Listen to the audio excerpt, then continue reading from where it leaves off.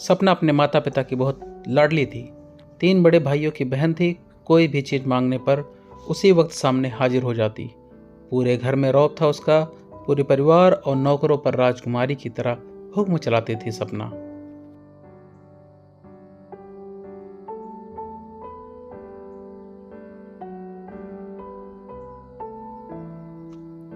School में भी पूरा रौब था उसका।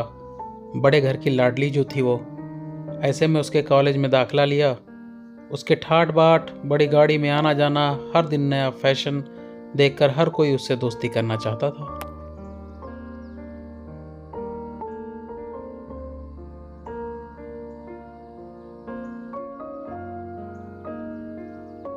थोड़े ही दिनों में उसके बहुत से दोस्त बन गए।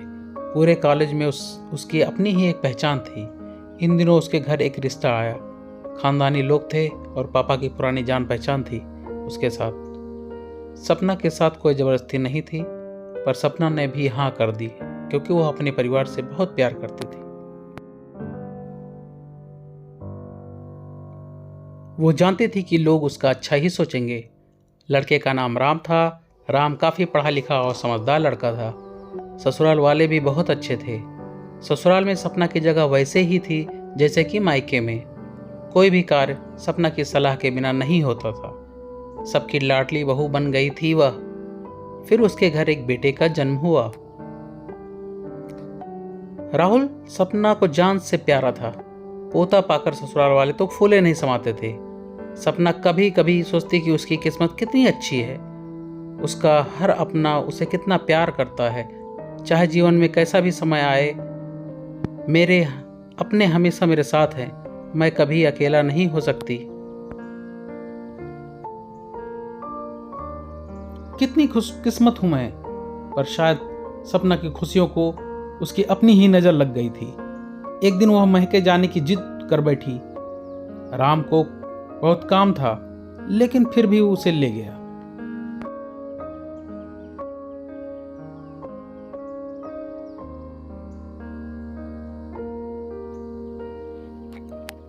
रास्ते में उसकी गाड़ी अन्य गाड़ी से टकरा गई। सपना, राम और राहुल बुरी तरह से जख्मी हो गए। काफी दिनों के इलाज के बाद राम और राहुल तो ठीक हो गए, लेकिन सपना पूरी तरह ठीक न हो सकी। सर पर चोट लगने के कारण वह अपनी आंखों की रोशनी खो बैठी। अब सपना की किस्मत जैसे उल्टे पांव चलने लगी। मायके वाले कुछ दिनों तक उससे मिलने आते रहे, फिर कभी कभार फोन करके पूछ लेते थे कि वो कैसी हो। धीरे धीरे ये सिलसिला भी कम हो गया। ससुराल वालों की सहानुभूति भी कम होने लगी। घर में किसी को पास बैठने के लिए कहती तो जवाब मिलता, बहुत काम है, अब तुम ही हाथ नहीं बटा सकती।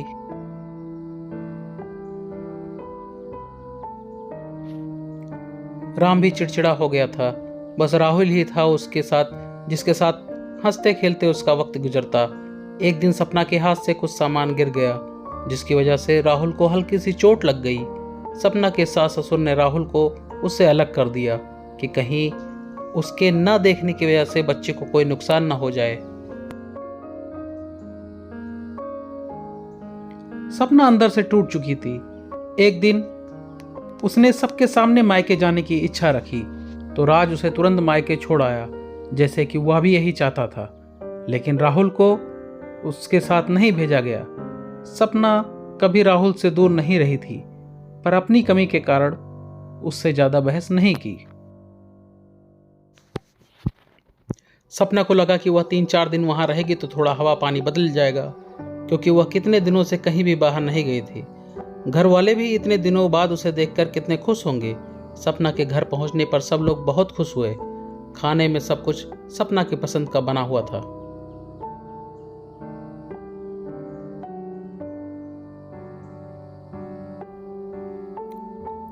उसने अपनी मम्मी पापा और भाई भाइयों से दिल खोल कर बातें की। उसके छोटे छोटे बच्चे भी बुआ के साथ घुल मिल गए। रात को सोने के वक्त जब वह कपड़े बदलने लगी तो उसे पता चला कि उसका बैग तो बहुत भरा हुआ था।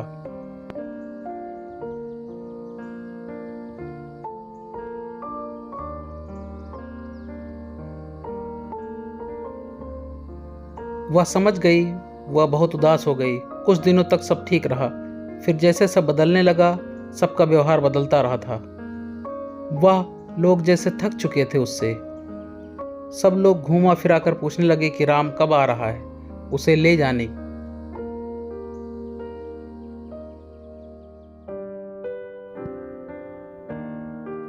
एक दिन उसके हाथ से लगकर एक कीमती फूलदान टूट गया। छोटी भाभी ने बहुत हंगामा मचाया। सपना के माता पिता रोज रोज के झमेलों से तंग आ गए थे। उन्होंने राम को खुद से फोन कर दिया। राम सपना को अपने घर ले गया। सपना को अपने परिवार वालों से ये उम्मीद ना थी। जिस सपना के कहे बिना घर का एक पत्ता भी नहीं हिलता था, उस घर के लिए वह अब बोझ बन चुकी थी। राम के साथ ससुराल आते वक्त वह बहुत खुश थी, क्योंकि वह अपने घर जा रही थी, अपने जिगर के टुकड़े राहुल के पास। परंतु यह खुशी भी कुछ पल की ही थी। सारा बंदोबस्त पहले ही किया हुआ था। सपना को सीधे ऊपर वाले कमरे में पहुंचा दिया गया। राहुल से दूर रहने की सख्त चेतावनी दी गई।